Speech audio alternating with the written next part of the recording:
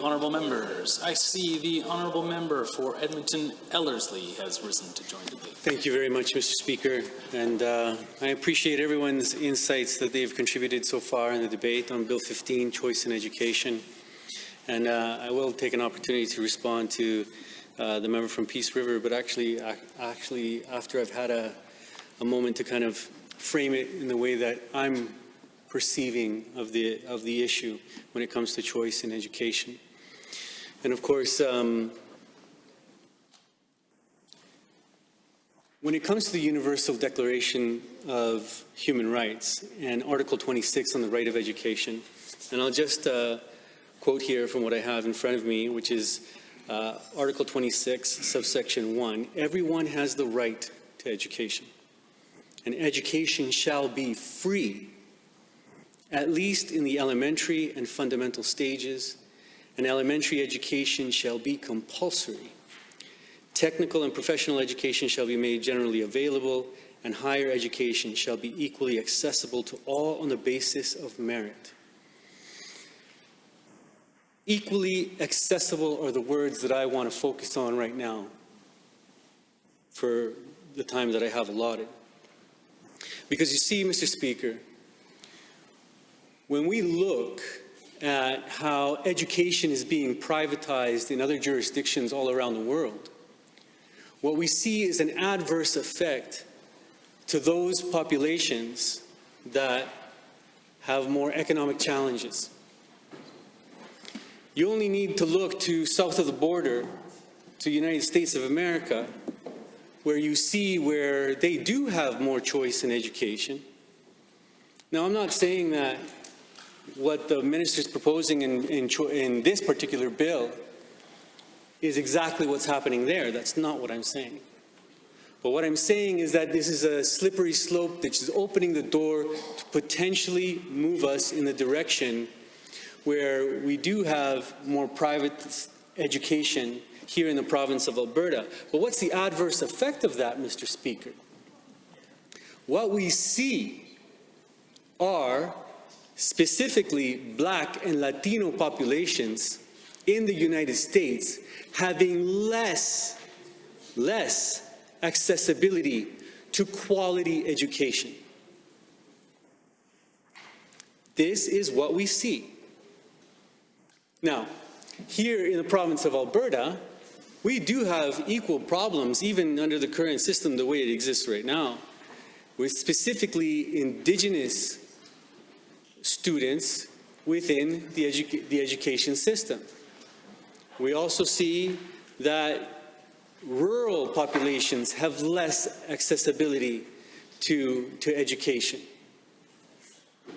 Now, I am only assuming that the members across the way believe that choice in education is the answer to these issues.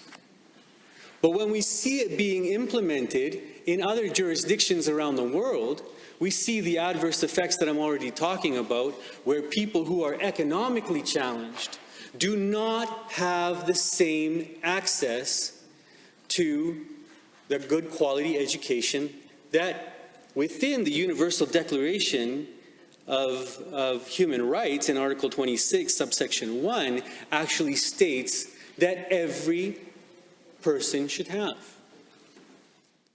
So then, what is under debate tonight, and I agree, like we want to get past the rhetoric. We all want to get past the rhetoric, members, right?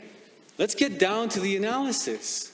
Let's see what's actually happening in other jurisdictions, and because members here are like smiling at me. I can only assume that there's this. I can only assume that they're entertaining what I'm having to say, which is great, because this is what we really need to start focusing on. What are the potential adverse effects of what is being proposed, and who will end up being negatively impacted by what is being proposed?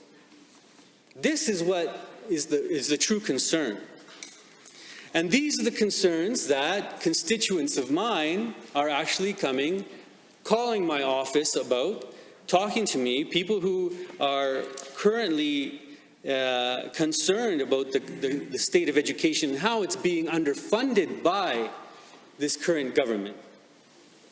Now, you know, a member from Edmonton City Centre said it really well, that, you know, the Honourable Minister of Education says that, no, we haven't cut funding to education, but that's not what's really happening in our schools.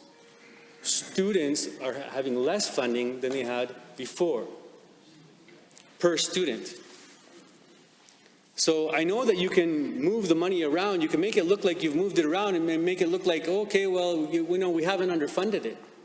But the truth is, at the end of the day, and specifically when it comes to the Universal Declaration of Human Rights, Article 26, subsection 1, that education should be equally accessible to all. I don't want to see in Alberta where particular ethnic groups or people who do not have the means cannot access good quality education. This is the concern that we have before us. Now, since being elected in 2015, I've had the honor and the pleasure of actually connecting with so many parents who have children with learning challenges. And I've worked so closely with them while we were in government, while the Alberta NDP were in government, getting them access to meetings with the Minister of Education, with the Minister of Advanced Education, and also, and of course, the Minister of Health, because there's intersections there of how, you know, current legislation and regulation actually impact children, students with learning challenges. It's really important, it's really, really important that, again, when we're talking about what are going to be the adverse effects of Bill 15 in terms of choice in education, and don't get me wrong, I understand that this is your particular perspective is that this is going to improve the situation. I get it. That's your perspective. Okay? However, what I'm asking you to consider, or what are the adverse effects? Like, what are you seeing in other jurisdictions with the move to privatize education? Because essentially that's what we're talking about here. That's what we're talking about here.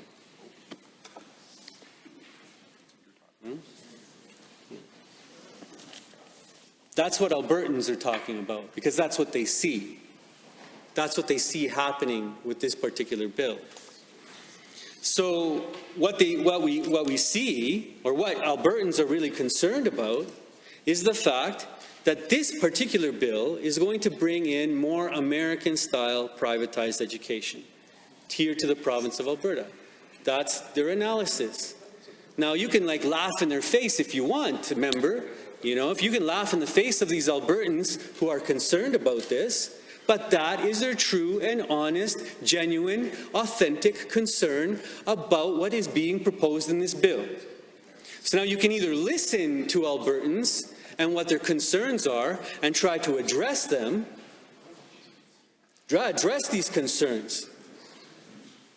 If that's not the case, if American-style privatized education is not what you are proposing, then demonstrate that to Albertans.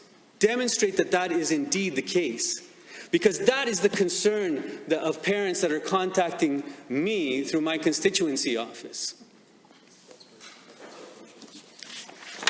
And I can tell you that parents of children with learning challenges are even more concerned about that. Because they feel that they're not going to be able to have the same kind of access to the good quality education for their children under this new proposed, this potentially, under what will be the adverse effects of this bill. I want to make sure that I continually say that. What will be the adverse effects of the implementation of this bill? That is their concern. So to the minister and to the other members within this House, I'm sure that you're being contacted too by parents who have children with learning challenges.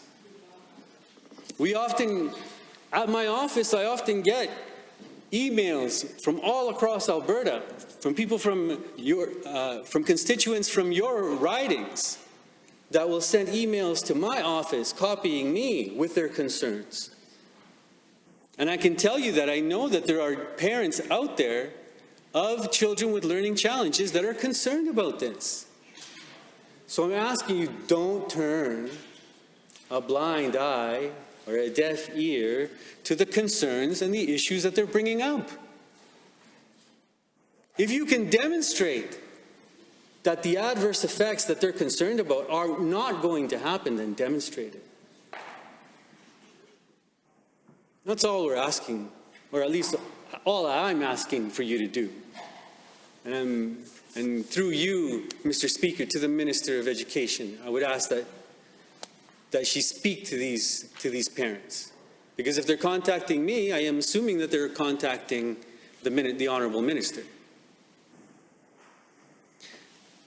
Again, I want to go back to the fact that I helped so many parents with children with learning challenges in being able to get them to sit in the same room, because so many of them have different priorities. So where you may think you're addressing but one priority that they may have, that may not be the shared priorities of all the parents with children with learning challenges. So I beg you, please sit down and listen to a wide cross-section of Alberta's population of parents with learning challenges so that you can get the holistic view, the holistic issues and concerns that they have.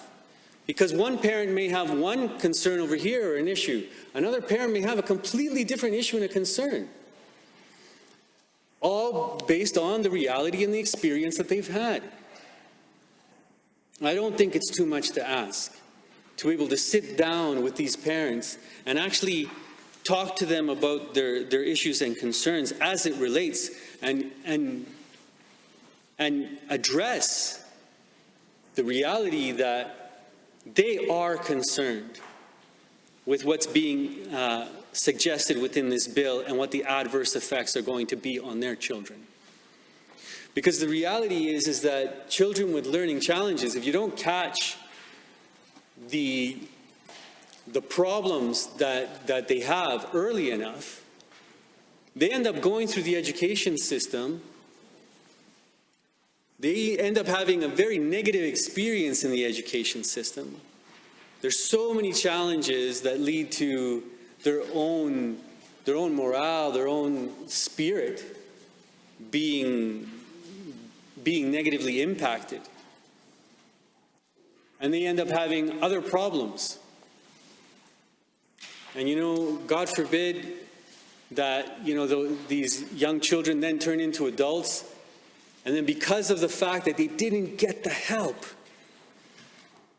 they didn't get that one teacher or that one school principal that was really able to help them through the challenges that they had while they were in the education system, then they end up having other greater social problems that then negatively impact our society as a whole. So it's important that I want to, and let me state this. I want you to convince me, honestly, I want you to convince me that this won't have the adverse effects that these parents are concerned about. Because I want to be able to talk to these parents and say, look, this is what the honorable members from the other party are saying.